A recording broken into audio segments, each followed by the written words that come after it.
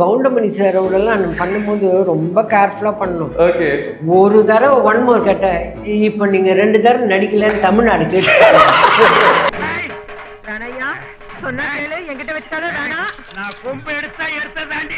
பானுப்பிரியா வந்து அதில் ஹீரோயின். அவங்க வந்து டைலாக் பேசி இப்போ அசிஸ்டன்ட் டைரக்டர் வந்து டைலாக் சொல்லி கொடுத்துருக்காருன்னு வைங்க. அதில் ஏதாவது ஒன் மோர் படிங்களேன். ஆமாம், அந்த கருப்பழகிக்கு இப்போ தான் டவுட் வரும். இவர் என்னவோ செக்க செவல இருக்கு, அப்படியே திக்குன்னு இருக்கும். அந்த பொண்ணு ஏதாவது கோச்சிங் போயிடுமா? யாராவது பப்ளிக்கா வந்து நல்லா இருக்கீங்களா சார் இல்லைன்னு சொன்னா என்ன பண்ண போறேன்? அம்மன் கோயில் எல்லாமே பாட்டு வந்து நான் சின்ன வயசுல இப்போ வரைக்கும் கேட்குற ஒரு ஃபேவரட்டான அம்மா சாங். அந்த சாங்ல வந்து உங்களை பார்க்கும்போது அவ்வளோ தெய்வீகமா இருப்பீங்க அந்த பாட்டு ஃபுல்லாவே. எப்பவுமே அவரோட பர்த்டே அப்போ, விஜய் சார் பர்த்டே அப்போ அதை போடுவாங்க, ஸ்டேட்டஸ்ல போடுவோம். இங்க ஜெகநாதன். ஆமா ரொம்ப ஓகே. ஒரு சீன்லாம் உண்மையில அன்னைக்கு எல்லாருமே ஒரு பக்கம் டைலாக் தான் அது. நான் ஏதோ 2 நாள் எடுப்பாங்க அப்படின்னு அவங்க பிளான் பண்ணி வச்சிருந்தாங்க. நான் ஒரு தடவை படிச்சுட்டு கொடுத்துட்டேன். கொடுத்துட்டு நான் பாட்டுக்கு பேசிக்கிட்டே இருக்கிறேன்.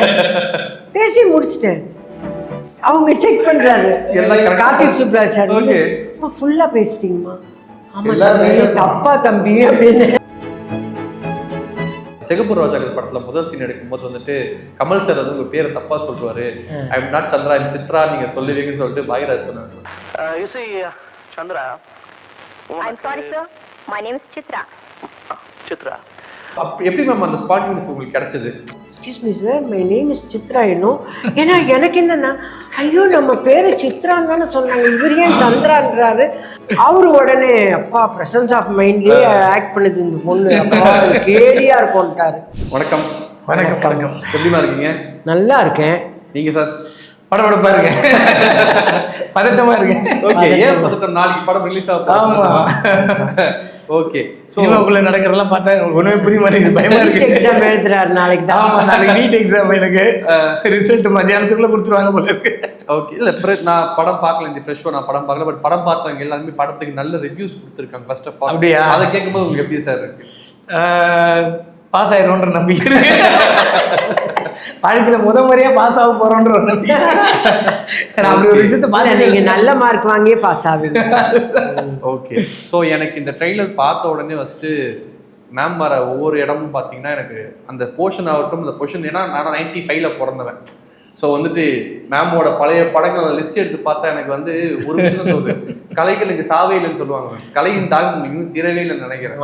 ஏன்னா 1978ல நடிக்க ஆரம்பிச்சு எல்லா படங்களும் பண்றீங்க, அப்புறம் சீரியல் பண்றீங்க, அப்புறம் யூடியூப் சேனல் வரைக்கும் பண்ணி வெப் சீரிஸ் வரைக்கும் நீங்க பண்ணிட்டு இருக்கீங்க. இப்போ வரைக்கும் நீங்க ட்ரெண்ட்ல தான் இருக்கீங்க. அது வந்து எப்படி உங்களால பண்ண முடியுது? பண்ணணும்ன்ற ஆசை இருந்துகிட்டே இருக்குல்ல, வேலை செஞ்சுக்கிட்டே இருக்கணும், அவ்வளவுதான். அது வெப் சீரியஸா இருந்தா என்ன, சீரியலா இருந்தா என்ன, படமா இருந்தா என்ன, ஆக்டிங் இன்னும் ஒன்னே தான். ஆனா எல்லாத்துலயும் வேலை பார்த்துக்கிட்டே இருக்கும். எல்லாத்தையும் இன்னும் ரொம்ப சிம்பிளா சொன்னா நான் எப்படி சொல்லுவேன், அம்மாவுக்கு வேற எதுவும் தெரியாது, நடிக்கிறது மட்டும்தான் தெரியும். அது தொழில், அது வேலை, அது மட்டும்தான். ஆக்சுவலி இன்னொன்னு சொன்னா இவங்களுக்குலாம் ஒரு மைனஸ் இருக்கு. சிவாஜி சாருக்கு, அம்மாவுக்கு, இவங்களுக்குலாம் ஒரு மைனஸ் இருக்கு. என்னன்னா வேற எதையுமே இவங்க கத்துக்க மாட்டாங்க, வேற எதை பத்தியுமே யோசிக்க மாட்டாங்க. அதனால வாழ்க்கையில நிறைய இழப்பாங்க. இவங்களுக்கு இதுக்குள்ள இருக்கிற எல்லா விஷயமும் தெரியும். ஆனா நிஜ வாழ்க்கையில நம்ம என்ன பண்ணணும்ன்றதை ஃபாலோ பண்ணாம, மறந்து போய் அதை கண்டினியூ பண்ணாம, இந்த உலகம் வேற அந்த உலகம் வேறன்றத பிரிச்சு பார்க்காம அந்த இந்த உலகத்துக்குள்ளே இருப்பாங்க. அது இந்த மாதிரி லெஜெண்டரிங்களுக்கு இருக்கிற பிரச்சனை நீங்க பாக்குறீங்க. ஏன்னா நான் சின்ன குழந்தைல இருந்து இவங்க எல்லாரும் பாக்குறேன். ஸோ இவங்க எவ்வளவு இழந்திருக்காங்க தெரியும், ஆனா இதுல எவ்வளவு லெஜெண்டா இருக்காங்கன்னு தெரியும். இந்த கான்ட்ராஸ்ட் இருக்குல்ல, அது லெஜெண்டரிகளுக்கு மட்டுமே இருக்கு. எனக்கு வந்து வடிவகரிசி அம்மான்னு சொல்ல போனா வந்து எனக்கு வந்து நிறைய படத்துல அம்மாவா தெரிவாங்க, ஒரு இடத்துல சித்தியா தெரியும், ஒரு இடத்துல பாட்டியா தெரிவாங்க. ஒரு சீரியல் ஆகட்டும், எங்க வீட்டுல இருக்குங்க ஒரு அம்மா, சித்தி, அத்தை எல்லாம் எப்படி இருப்பாங்களோ அது ஒரு பிரதிபலிப்பா காட்டுற விதம் வந்து ஒரு சில பேருக்கு தான் அந்த முகமைப்பா இருக்கும், அந்த ஒரு ஃபீல் கொடுக்க முடியும். இத்தனை ஜென்ரேஷனா நீ இதை பண்ணிட்டு இருக்கும் போது ஏதாவது ஒரு இடத்துல வந்துட்டு கொஞ்சம் பிரேக் எடுக்கலாம் அப்படின்னு தோணு இருக்காங்க? அந்த வார்த்தை பிரேக்கே கிடையாது, என் வண்டியில பிரேக்கே கிடையாது. பக்கத்துல யாராவது பேசினா கூட கொண்டுருவாங்க. அந்த ஒரு எண்ணம் வந்தது வரவே வராது. வரவே வராது. சூப்பர். இந்த கதை கேட்டதுக்கு அப்புறம் நடிக்கலாங்கிற முடிவு எப்பமா எடுத்தீங்க? கதை சொன்ன உடனே முடிவு பண்ணல, கொஞ்சம் யோசிச்சிங்களா அந்த படம் பண்ணலாமா வேணாமா அப்படின்னு? வேணாங்கிற எண்ணம்லாம் எப்பவுமே வராது. அதுவும் விஜய் சார் வந்து கேட்டார்னா நோ அப்படின்ற வார்த்தையே வராது. அதனால அவரு சொன்னாரு, நம்ம பண்ணேன். என்ன நடிக்க போறேன்னு தான் கேட்டாங்க. ஆமா. ஓகே. அது மாதிரி அப்புறம் வரும்போதே படமெல்லாம் வரைஞ்சி வச்சுட்டாரு. சார் இது என்னங்க சார் இந்த வயசான கட்ட? சரிங்க சார் போட்டுலாம். அந்த கதை மட்டும் ரொம்ப த்ரில்லிங்கா இருந்தா போதும் சார். ஏன்னா ராத்திரில கதையெல்லாம் கேட்கவே ரொம்ப பயமா இருந்தது. வேணாம் சார். இப்போ கேட்டேன், ஏன் சார் நம்ம இவ்வளோ பயங்கரமா ஒரு படம் எடுக்கணுமா? ஜாலியா ஒரு படம் எடுத்தேன். நீங்க பாருங்கம்மா, இது ஒரு ஃபேண்டசியான படமா இருக்கும், பாருங்கம்மா அப்படின்னு. எல்லாரும் சொல்ற மாதிரி, எல்லாரும் நினைக்கிற மாதிரி சின்ன படம் இல்லை, இது பிரம்மாண்டமான படம். ஏன்னா நாங்க நடிக்கும் போது தெரியல, ஒண்ணு பார்க்கும்போது இதெல்லாம் நம்ம பண்ணோமா அப்படின்னு இருக்கு நமக்கு. எல்லாமே சும்மா அப்படி நடிப்போம், வந்துருவோம். காம்பினேஷனே இல்லாமலாம் நடிச்சிருக்கோம், ஆனா காம்பினேஷனோட படம் பார்க்கலாம். சார் உங்க ரோல் சொல்லுங்க, கொஞ்சம் புதுசா ஏதோ ரோல் ட்ரை பண்ற மாதிரி தெரியுது சார் ட்ரைலர் பார்க்கும்போது. இதுலையா? ஆமா சார். இதெல்லாம் எனக்கு வந்து ஒரு கெட்டப் எல்லாமே டிஃபரெண்டா தான் கொடுத்தாரு. அவ வழக்கமான ஒரு கெட்டப் எல்லாமே இல்ல. அவரே வந்து எனக்கு எல்லாமே வேஷ்டி எல்லாம் அவர் தான் கட்டி விட்டாரு.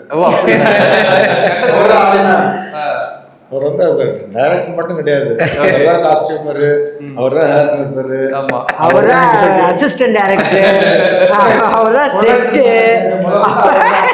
சாப்பாடு முதல்ல அப்படிதான் எல்லாம் பார்ப்பாரு. சார் இங்கே நான் பார்த்தேன் சார், நீங்க பண்ணாதீங்க சார், இதெல்லாம் பண்ண நான் படமே பண்ண வந்திருக்கேன்.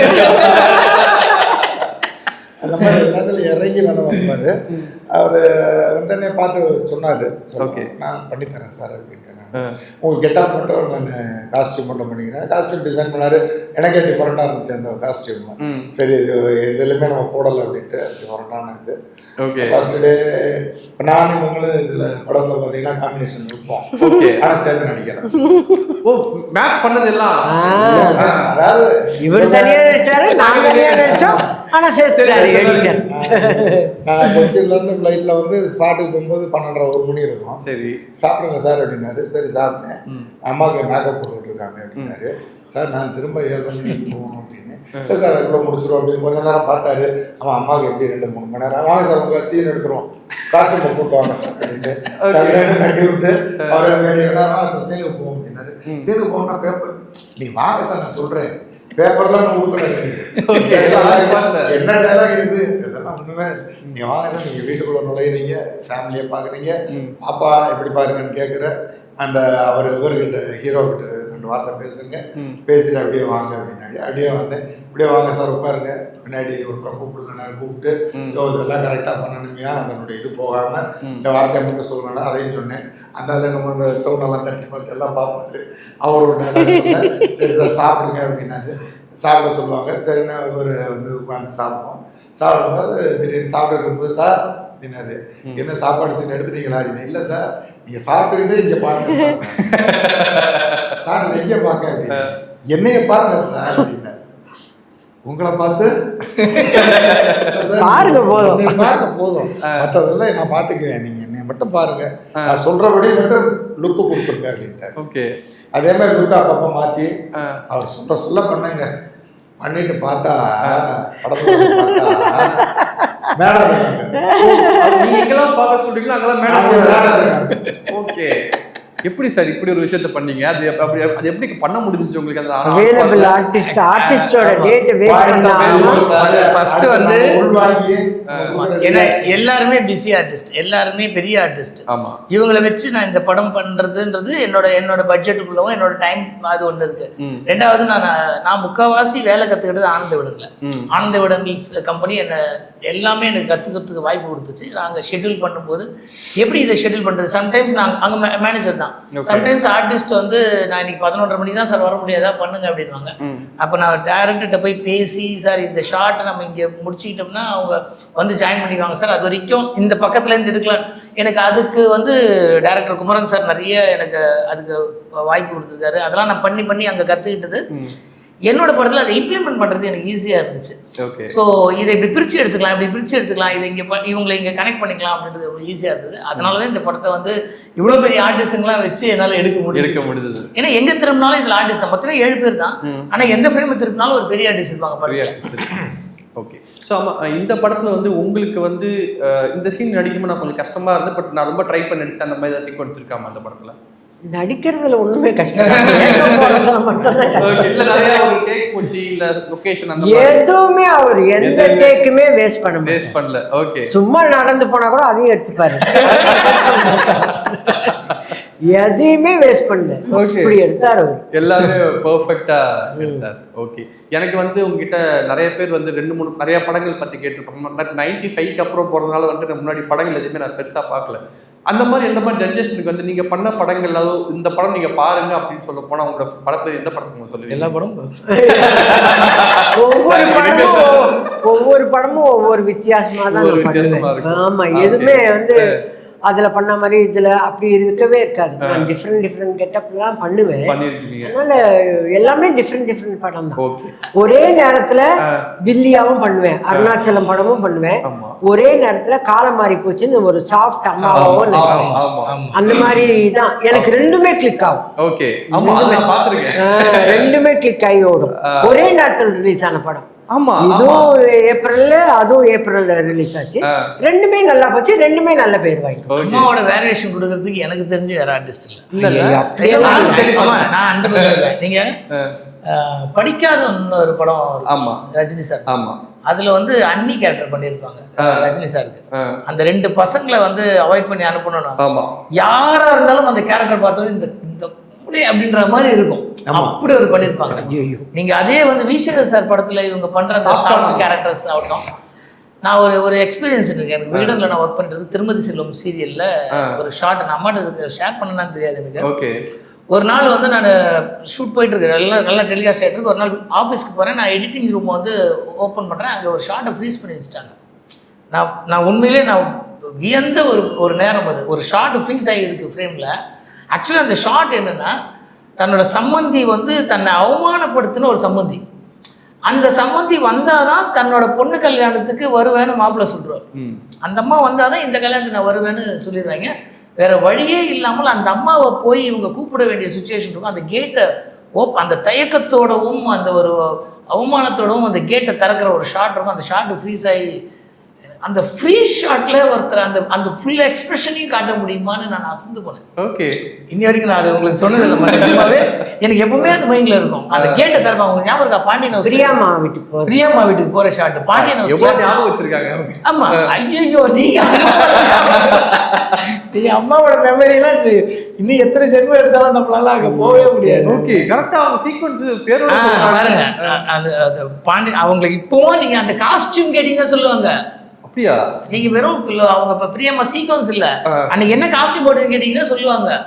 இன்னைக்கு நீங்க கிட்டத்தட்ட அது ஆயிடுச்சு, 15 வருஷம் ஆயிடுச்சு. இன்னைக்கு நீங்க அந்த சீனோட கண்டினியூட்டி எடுத்தீங்கன்னா அவங்க காஸ்டியூம் எடுத்து வருவாங்க. எப்படிமா அவ்வளவு மெமரி பவர்? எப்படி? அதானே வேலையே. அப்புறம் அதை எப்படி அதானே வேலை. அப்புறம் அதை மறந்துட்டு அப்புறம் என்னத்துக்கு அந்த வேலையில இருக்கு. Okay okay. எனக்கு அதே மாதிரி வந்து பிறந்து விடா புது விடாவில் வந்து நீங்களும் கவுண்டமினேஷன் அடிக்கிற காமெடி இப்போ வரைக்கும் அந்த குமாரி பேபி இப்போ கூட யாராவது 30 வயசுல குமாரி பேபி கிட்ட பண்ணுவாங்க. அதில் வந்துட்டு கவுண்டமினேஷன் வந்து ஹாஸ்பிட்டல் போயிட்டு மான் கொம்பு எடுத்து ஃபைட் உங்ககிட்ட வருவார். நீ வேணாயா அது அடிப்படும். அந்த படம் வந்து சின்ன வயசுல பார்த்தப்போ அவ்வளோ லாஃப்டரா இருந்துச்சு. அந்த படம் எக்ஸ்பீரியன்ஸ் உங்களுக்கு இப்போ 3 பார்க்கும்போது எப்படி இருந்துச்சு? எப்படி நம்ம இந்த மல்லா படம் பண்ணோன்னு ஏதாவது யோசிச்சு பார்த்துருக்கீங்களா? அதுவும் கவுண்டமணி சாரோடலாம் நம்ம பண்ணும்போது ரொம்ப கேர்ஃபுல்லாக பண்ணணும். ஓகே, ஒரு தடவை 1 more கேட்டேன், இப்போ நீங்கள் 2 தடவை நடிக்கலன்னு தமிழ்நாடு கேட்டுயே கேட்பாரு.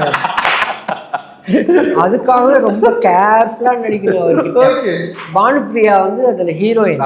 அவங்க வந்து டைலாக் பேசி இப்போ அசிஸ்டன்ட் டைரக்டர் வந்து டைலாக் சொல்லி கொடுக்குறாருன்னு வைங்க. அதில் ஏதாவது 1 more படிங்களேன். ஆமாம், அந்த கருப்பழகிக்கு இப்போ தான் டவுட் வரும். இவர் என்னவோ செக்க செவன்னு அப்படியே திக் பக்குன்னு இருக்கும். அந்த பொண்ணு ஏதாவது கோச்சிங் போயிருமானா யாருமே கோச்சிக்க மாட்டாங்க. ஓகே அவர் என்ன கமெண்ட் பண்ணாலும் எந்த ஆர்டிஸ்டுமே கோச்சிக்க மாட்டாங்க. ஓகே சிவகுமார் அண்ணன் அதுல எனக்கு புரியல இல்லைங்களா. அவர் வந்து மணி இங்க வந்து டைலாக் ஆரம்பிச்சிட்டான் பார்க்க இப்படியே பேசுவாருங்க. அது அவரும் மைண்ட் பண்ண மாட்டாரு, இவர் நிறுத்தவும் மாட்டாரு. ஓகே யாராவது பப்ளிக்கா வந்து நல்லா இருக்கீங்களா சார் இல்லைன்னு சொன்னா என்ன பண்ண போற? இவ்வளவு நக்கல் பிடிச்சவர் அவர் கூட நடிக்கணும்னா நம்ம எவ்வளவு கேர்ஃபுல்லா இருக்கணும். கேர்ஃபுல்லா நடிக்கணும். எவ்வளவு ஜாலியான ஒரு செட்ல இருந்திருக்காங்க பாருங்க. எல்லாருமே சொல்லுவாங்க, பட் அந்த படமே ஒரு மாதிரி செம்ம காமெடியா இருக்கும். நீங்க ஒரு பக்கம் பண்ணுவீங்க, அவர் ஒரு பக்கம், அவரும் செந்தில் சார் ஒரு காமெடி பண்ணிருப்பாங்க. பட் எனக்கு அதான் ரொம்ப உங்களை பார்த்தோன்னே அந்த படம் ஞாபகம் வருது. அப்புறம் இன்னொரு படம் அம்மன் கோயில் எல்லாமே பாட்டு வந்து நான் சின்ன வயசுல இப்ப வரைக்கும் கேட்கிற ஒரு ஃபேவரட்டான அம்மா சாங். அந்த சாங்ல வந்து உங்களுக்கு பார்க்கும்போது அவ்வளோ தெய்வீகமா இருப்பீங்க. அந்த பாட்டு ஃபுல்லாவே அந்த பாட்டு இப்ப பாக்குற சான்ஸ் கிடைச்சது. ஆமா எப்ப பாத்தீங்களா கிடைச்சது? ஆமா எப்பவுமே அவரோட பர்த்டே அப்போ விஜய் சார் பர்த்டே அப்போ அதை போடுவாங்க, ஸ்டேட்டஸ்ல போடுவாங்க. அதே மாதிரி சோபா அம்மா என்னை எப்போ பார்த்தாலுமே அந்த பாட்டு தான் பாட்டி காட்டுவாங்க. ஓ அப்படியா? எனக்கு ரொம்ப பிடிச்ச பாட்டு நீங்க சொல்லணும்னு நினைச்சேன்.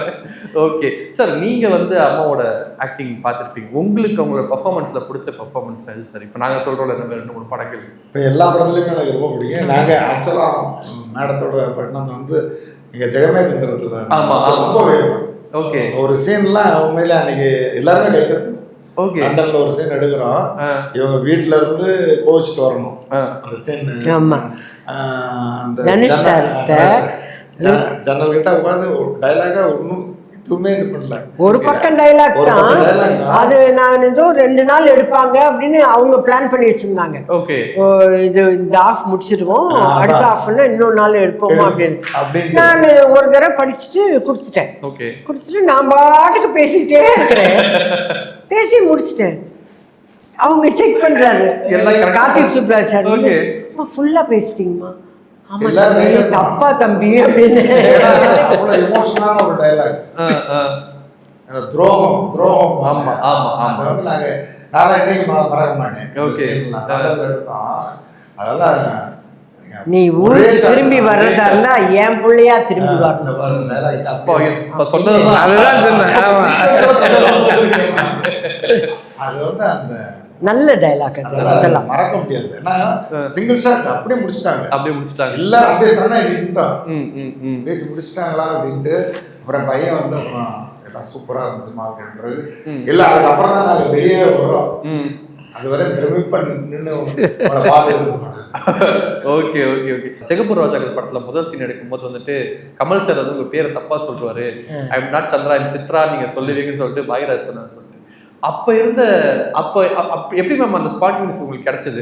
இல்ல எனக்கு சொல்லி கொடுத்த டைலாக் வந்து உங்க பேரு சித்ரா, உங்களை இப்படி இன்டர்வியூ பண்ணுவாரு. இவர் பேசிட்டே இருந்து நான் அந்த உருட்டிகிட்டே இருப்பேன். அதெல்லாம் இவங்க சொல்லி உருட்டல. நான் ரொம்ப கேஷுவலா இருக்கிற பொம்பளைன்னு சொல்லிட்டாங்க, பொண்ணுன்னு சொல்லிட்டாங்க. அதனால அப்ப பொண்ணு, அதனால அந்த இது வச்சு பேப்பர் வெயிட்டை வச்சு please please Chandra don't make noise. Excuse me sir, my name is Chitra. இன்னும் ஏன்னா எனக்கு என்னன்னா, ஐயோ நம்ம பேரு சித்ரான்னு தானே சொன்னாங்க, இவர் ஏன் சந்திரான்றாரு? அதுதானே தவிர அவரை நான் கரெக்ட் பண்ணணும்லாம் சொல்லுவேன். அவரு உடனே அப்பா பிரசன்ஸ் ஆஃப் மைண்ட்லயே ஆக்ட் பண்ணுது இந்த பொண்ணு, அப்பா கேடியா இருக்கும்ட்டாரு. நமக்கு சொன்ன டைலாக் தப்பா சொல்லிட்டாரே நான் சொன்னேன். இல்ல அது எனக்கு இப்ப தெரிஞ்சது மேம். நீங்க இவ்வளவு மெமரி இருக்கும் போது அப்ப சின்ன வயசுல எப்படி இருந்திருப்பீங்க அப்படின்னு சொல்லி. இல்ல நமக்கு சொல்லி கொடுக்குறாங்க டைலாக், அதை வாங்கிட்டோம், அதை ஒழுங்கா சொல்லணும்ல. கரெக்ட் தான். இப்படி டைலாக் பேசுற ஆர்டிஸ்ட் நான் டைலாக்கே பேச விடாம அதுல போய் நீங்க என்ன கஷ்டப்பட்டீங்க நடிக்கும் போதுன்னா என்ன நடிப்புல கஷ்டம். இந்த படத்துல 2 டைலாக் அம்மா பேசுறாங்க, அதுவும் சத்தம் வராம பேசுறாங்க. ஓகே, ஸோ இந்த முடிவு ஏன்னா நல்ல டைலாக் பேசுகிற ஆர்டிஸ்ட், டைலாக் டெலிவரி பண்ணுற ஆர்டிஸ்ட், அவங்க டைலாக் இல்லைன்னு நினைக்கும் போது உங்களுக்கு எப்படி இருக்கு? அம்மா நல்ல பெர்ஃபார்ம் பண்ணுறேன், அம்மா பெர்ஃபார்ம் பண்ணுற ஆர்டிஸ்ட். ஸோ பர்ஃபார்மன்ஸு இதை அது மொத்தமாகவே, ஏன்னா எனக்கு அந்த கதை எழுதும்போது இதை வேற யாரும் பண்ணுறதுக்கு வாய்ப்பே கிடையாது. ஓகே, அந்த கேரக்டர் வாயை திறந்து பேசிட்டாலே அந்த பயம் போயிடும்.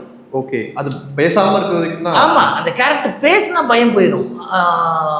நம்மளுக்கு எப்படி வெளிச்சம் வந்தால் பயம் போயிடுமோ, நீங்க ஒரு பேய் படத்தை நல்லா வெளிச்சமா இருக்கீங்கன்னா யாருக்கும் பயம் வராது. கண்டிப்பா. அந்த மாதிரி அந்த கேரக்டர் பேசினா பயம் போயிடும். அந்த ஒரு முக்கியமான டயலாக் இருக்கும். அந்த ஒச்சி வந்து எப்படி சேஞ்ச் ஓவர் ஆகுறாங்க தன்னோட ஹஸ்பண்ட் வந்ததுக்கு அப்புறம். அது வரைக்கும் அந்த அம்மா ஒரு நல்ல குடும்ப பெண்மணியா எல்லா குடும்பத்தை பேர குட்டிகளோட வாழ்ந்துகிட்டு இருக்க ஒரு கேரக்டரு தன்னோட ஹஸ்பண்ட் வந்து ஒரு விஷயத்த சொன்ன உடனே அது ஒரு டயலாக் கேட்பாங்க, இதுக்கு 3 குழந்தைங்களோட இதையும் வேணும்ல அப்படின்னு கேட்பாங்க. ஹஸ்பண்ட் கேட்பாரு, ஏன் வச்சு பயப்படுறாளா? இல்லை எப்படி எடுத்துட்டு வர போறீங்கன்னு கேட்குறேன் அப்படின்வாங்க. அந்த டைலாக்ல அந்த கேரக்டரோட சேஞ்ச் ஓவர், அங்க கிரானியா அந்த கேரக்டர் அது மட்டும்தான் எனக்கு டைலாக்கா தேவைப்படுச்சு. ஓகே. ஸோ வயசு அந்த தம்பியும் நல்லா பண்ணாரு. அந்த வாளோட அப்படியே ஜம்ப் எனக்கு பின்னாடி நான் வந்து அப்படி மரப்பா நிற்கிறேன். ஐயோ இந்த பையன் ஊத்துற போறாங்க வேற ஓடுங்க. அவன் எகிரி வேற குதிக்கிறான், டொம்முன்னு தலையில அடிச்சுக்கிறான். புதுசு இல்லைங்களா? அப்படி போய் அப்படி வரும். அந்த ஷாக்கு அவ்வளவு லைவா இருந்துச்சு. ஆனா பாக்குறவங்களுக்கு நான் அவரை பிடிக்கிறேன்ற மாதிரி இருக்கும். என் வீட்டுக்காரர் தானே அவர், எனக்கு இந்த பையன் இவ்வளோ நாட்கள் நடிக்கிறீங்க. இப்போ ஜென்சி தலைமுறைகள் 2-3 வார்த்தை கூட சொன்னீங்க. இப்படிதான் சொன்னா பூமர்னு சொல்லுவாங்க. எப்படி இருக்கு இந்த ஜென்ரேஷன் பசங்களோட உங்களுக்கு உரையாடும் போது? உங்க வீட்டுல உங்க பேர பசங்களோட அவங்க எல்லாம் உரையாடுறதே இல்லை, பேசுறதே இல்லையா? அவங்க பேசினாதானே நம்ம என்ன பேசுறாங்கன்னாவது கேட்கலாம். அவங்க போனோட பேசுறாங்க. காஸ்டியூம் டிசைனிங்லாம் ஃபோனில் பண்ணிட்டாங்க. பண்ணி எடுத்துமே அவங்க மம்மி கிட்ட காட்டுறது, அவங்க டேடி கிட்ட காட்டுறது, அதுலேருந்து அப்படிதான் போறாங்களே தவிர அவங்க சொல்ற கதை தான் நம்ம கேட்கணும்.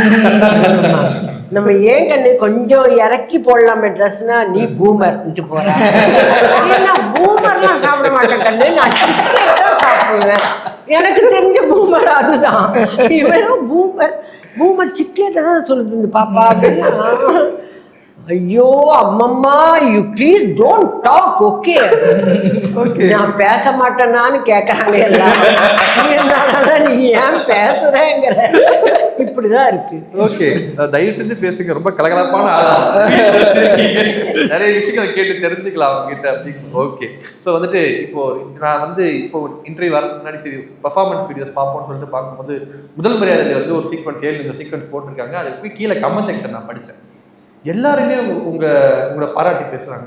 இந்த படம் நடிக்கும் போது வடிவுக்கரசி அம்மாக்கு 23 வயசு அப்படின்னு ஒருத்தர் கமெண்ட் பண்ணி போட்டுருந்தார். அது வரைக்கும் எனக்கு வயசு தெரியாது. அந்த படம் பண்ணும்போது உங்க வயசுல நான் கால்குலேட் பண்ணல. 23 வயசுல இந்த கேரக்டர் எப்படி அவங்க எடுத்து பண்ணியிருப்பாங்க, ஏன்னா ஸ்லாங் ஆகட்டும், பாடி ஆகட்டும், இந்த காலில் ரோலாக் போட்டிருப்பீங்க, எல்லாம் பெரிய பர்ஃபார்மர் அப்படின்னு சொல்லிட்டு அடுத்தது பார்க்கும்போது வடிவுக்கரசி தமிழ் சினிமாலும் வைரம்னு போட்டிருக்காங்க. இது ரசிகர்கள் அவங்க கொண்டாடுறாங்கல்ல, அதை பார்த்து எப்படி இருக்கு? தமிழ் சினிமாவில் வைரம் வடிவுக்கரசி. எனக்கு அது கொண்டாடுறதை பற்றியெல்லாம் எனக்கு ஒன்றும் தெரியல. அதை வச்சு ஒரு 4-5 படம் சான்ஸ் கொடுத்தாங்க. அதுதான் அவங்களுக்கு தெரியும். அவங்களுக்கு அதான் தெரியும். எனக்கு வைரம் வைரம் தங்கம்லாம் வேணாம், தங்க விற்கிற வேலைக்கு அது கூட வேணாம். அதை விட 4 படம் வந்துச்சுமா. கிராணி ரிலீஸ் ஆன உடனே லைனை கடை 4 படம் சான்ஸ் இருக்குதுங்க. அதுதான் எனக்கு சந்தோஷம். அவங்க இதை கடந்து போயிடுவாங்க, அவ்வளவுதான். அது முடிஞ்சிச்சு, அடுத்தது இது நல்லா இருக்கு அப்படின்ட்டு போயிட்டே இருப்பாங்களே தவிர நம்ம என்ன சாதிச்சோம் அவங்க திரும்பி பார்க்க மாட்டாங்க. அதுதான் அவங்க பாராட்டலாம். அதெல்லாம் சாதனையே இல்லை. நம்ம ஒரு வேலையை செய்யறோம், ஒழுங்கா செஞ்சாதான் கண்டினியூ பண்ணும். நம்ம கண்டினியூ பண்றோம்னாவே நம்ம ஒழுங்கா வேலை செய்யறோம்னு அர்த்தம். ஓகே, அது இல்லை அங்கங்க ஸ்டக் ஆகுதுன்னா ஐயோ இன்னும் தெரியலையே ஏன் ஏன் ஏன். ஓகே, நான் ஒரு விஷயம் புரிஞ்சுக்கிட்டேன். இனிமேல் வந்து வயசாயிடுச்சு, கொஞ்சம் நம்ம லிபரலாக இருக்கலாம்லாம் யோசிக்க கூடாது. அம்மா மாதிரி நம்ம வந்து 63 வயசு ஆனாலும் நம்ம வேலை பர்ஃபெக்டா. எனக்கு 68 வயசு ஆகுது, 63 இல்லை. சரிப்பா.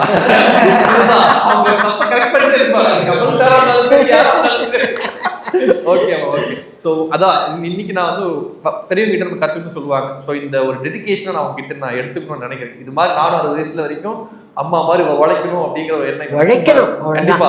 இந்த வயசு அந்த வயசெல்லாம் நீங்க நிர்ணயிக்காதீங்க, மேல இருக்கிற பிரபஞ்சம் நிர்ணயிக்கும். அதை உழைக்கணும், நேர்மையா உழைச்சிக்கிட்டே இருக்கணும். நான் நேர்மையா இருக்கிறதே வேலை இம்ப்ரூவ்மெண்ட்லயே, அதெல்லாம் நீங்க நினைக்காதீங்க. உங்களுக்கு எப்ப கிடைக்கணுமோ அது கிடைக்கும். அதனால சூப்பர், நல்ல வார்த்தை. நான் இந்த மாதிரி கிராணின்னு ஒரு படம் வந்து இத்தனை பேர் பாராட்டுவாங்களே நான் எதிர்பார்த்தேனா இல்ல.